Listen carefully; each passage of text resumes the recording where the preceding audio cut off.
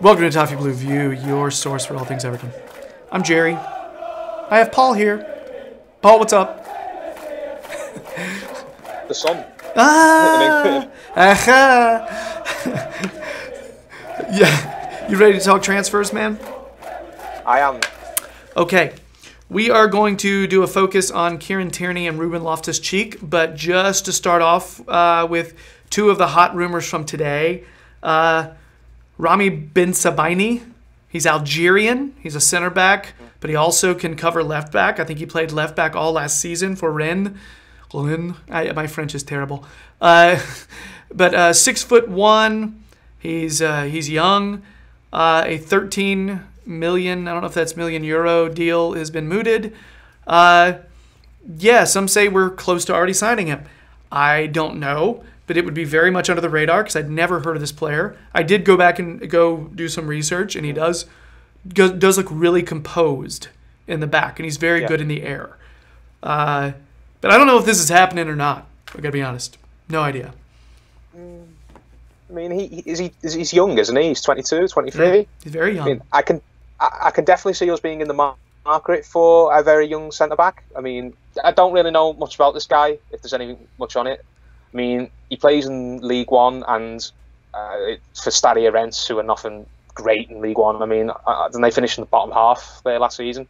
I'm not holding my breath on this transfer, if I'm honest. I mean, the only links I'm seeing with it is in the Daily Star, which I don't know if you know much about the Daily Star in this country, but it's most famous for having pictures of topless girls. So I kind of take anything they say transfer-wise, around football teams, I take that with a pinch of salt. So maybe the guy can come in. It would be a big shock, but I'm not getting in the welcome party ready just yet, really. I'm also about the same place you are on that, because when you read the story, you see that they reference that a source close to the player said that it's close to happening.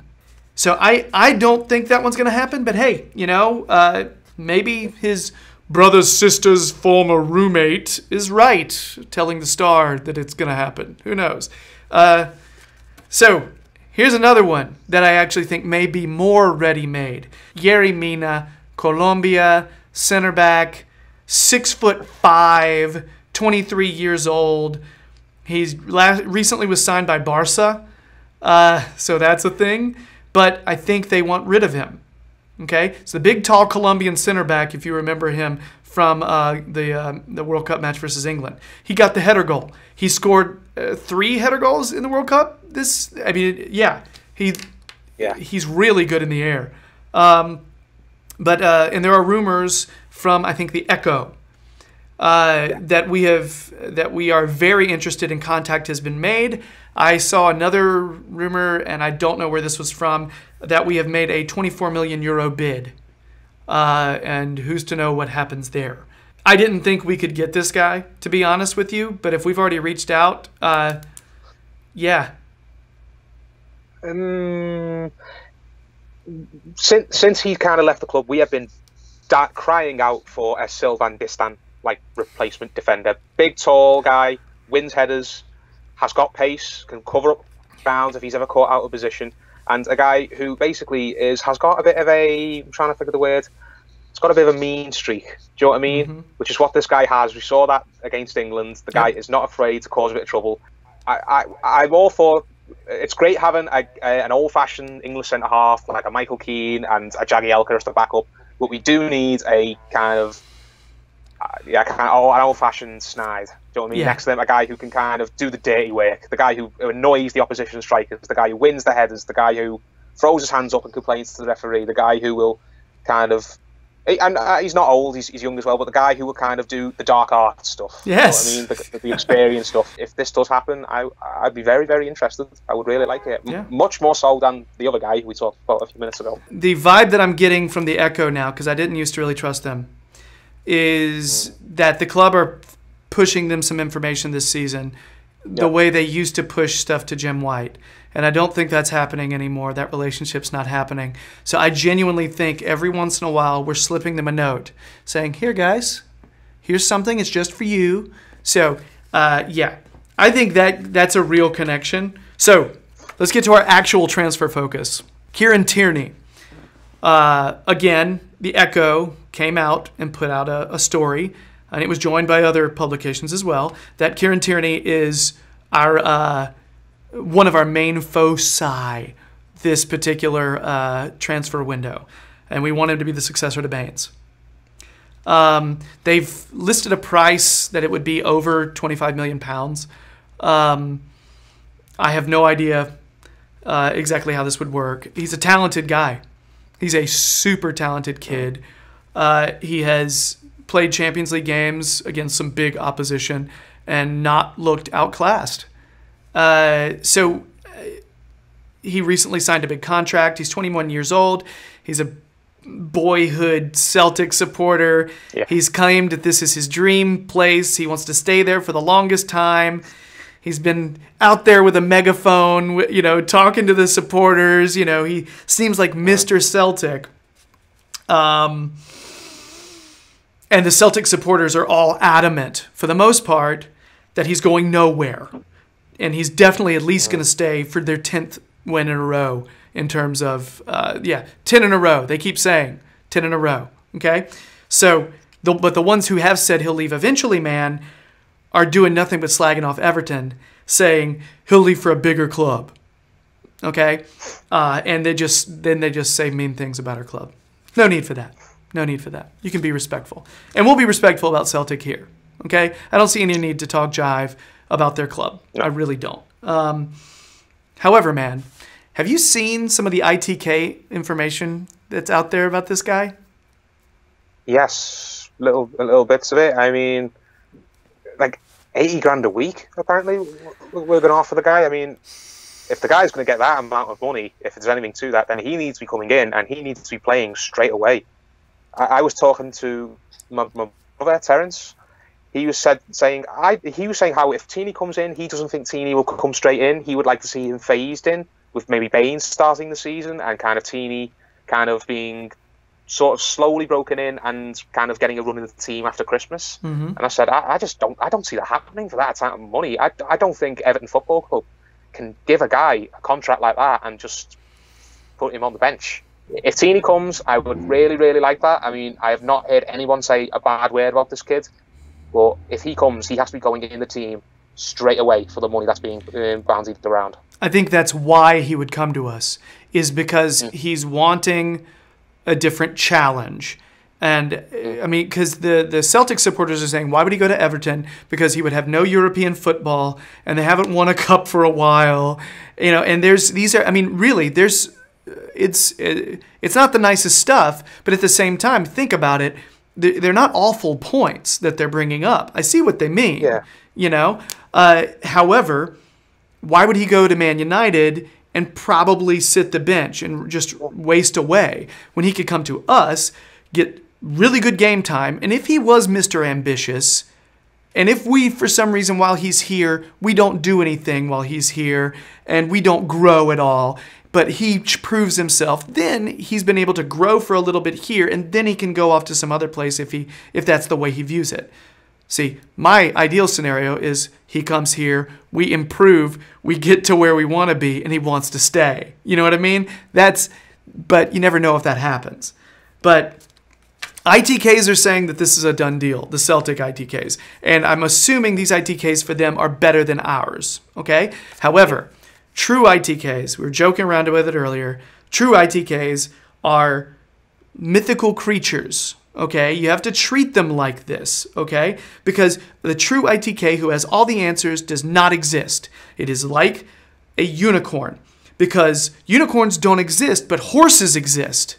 So what you do is you look at all the people who are claiming to be unicorns and just accept them as horses, and you still will get information usually. You know what I mean? So you look at these supposed ITKs, some of them have legit information.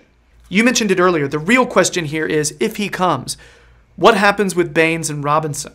So do you loan Robinson out and let Baines kind of maybe rotate a little bit with Tierney? Or do you say, Baines, go try to get a starting gig somewhere and possibly roll with two completely unproven left backs in the Premier League? My thinking is you loan out Robinson one more year. You keep Baines and Tierney, and you decide who looks best in training, and you start that player. You know, I do think Robinson it should be in our plans at some point. I have a soft spot because, you know, he plays for U.S. national team and everything. But I don't know if he's ready.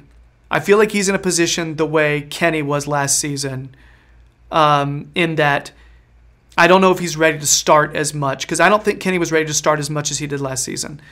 I think Kenny's ready to be a filler when he needs to be, but I don't think he's ready to shoulder the load full time. And I don't think Robinson is either. But I don't necessarily know. I think it's a risk if you go like that and you don't keep Baines, who actually played well last season when he was in. Yeah. So, yeah. Well, I think it's worth mentioning. It depends on what Baines is happy with. If Baines is willing to accept more of a back seat, then great, ideal. We can do what you said. So we'll wait and see. But I do think that transfer will happen. So, Ruben Loftus-Cheek.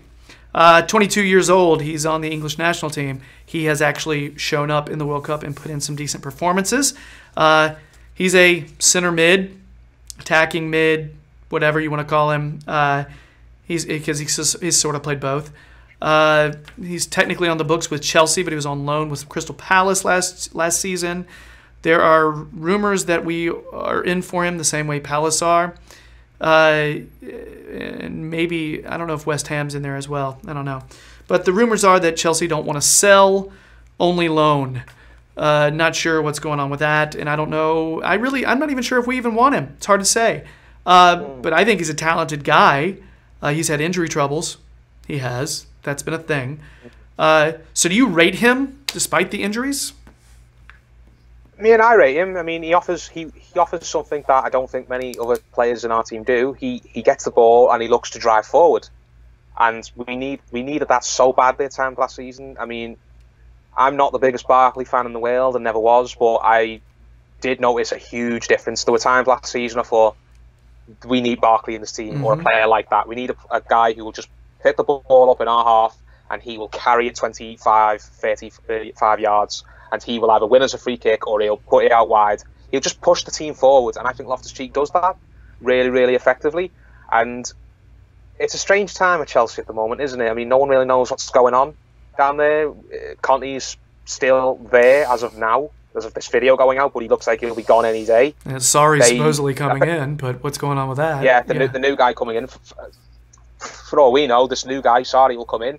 And he wants to build his team around Loftus-Cheek. We don't know. Yeah. I mean, he could come in and think, no, Loftus-Cheek's not going anywhere. I want to work with that kid. If he is available, I would definitely I think it's worth having a go. Definitely. I mean, worst that can happen if we get him on loan, he doesn't really cut the mustard or things just don't work out for various reasons. And okay, we can send him back. But if he's available, definitely. But I would wait and see to see what's happening with Chelsea there before we lay our cards to the table and say we're definitely interested. I'm just curious how we use him. That's my thing, because I think if you're looking at Silva's formation, he would have to play, because he a lot of times runs 4-3-3 or 4-2-3-1. He would have to be one of the three just in front, like one of the three center mids,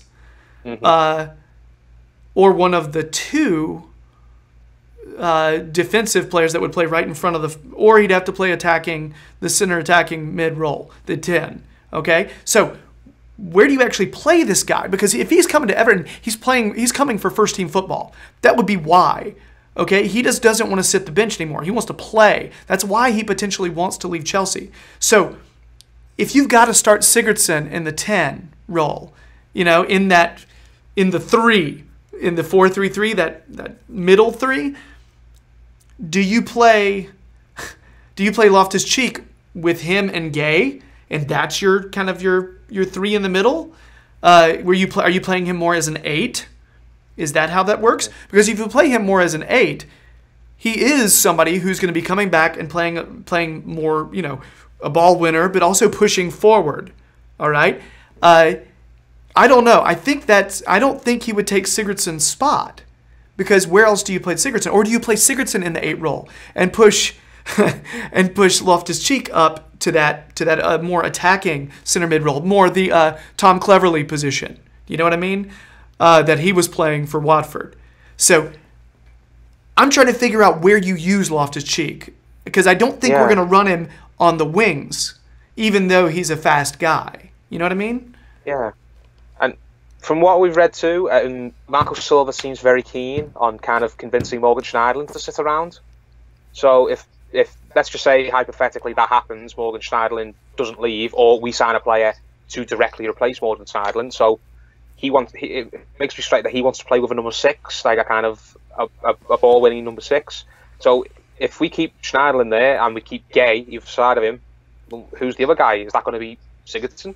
Yeah. To play as the third guy, the more attacking guy, or is that going to be someone like a Loftus-Cheek? Or are we going to play a Davis there for the energy? I mean, it seems like there is not enough room for everybody. If Loftus-Cheek were to come in, either Sigurdsson or probably Idrissa Gana Gueye would be the guys who make way.